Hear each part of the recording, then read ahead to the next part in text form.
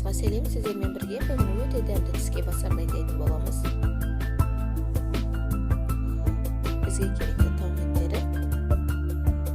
Оны видеодағыдай майдалап турап аламыз.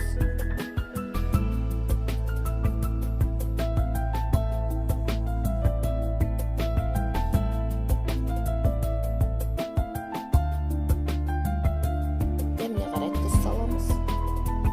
Борщ саламыз.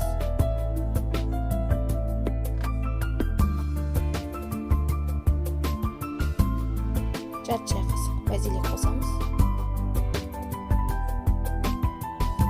Ары қарай бір қызарғанымызда видеодағыдай жіңішке қылып турап аламыз.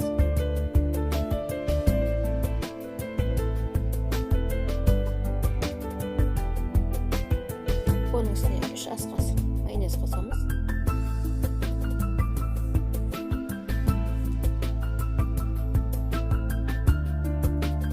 Бір шымшым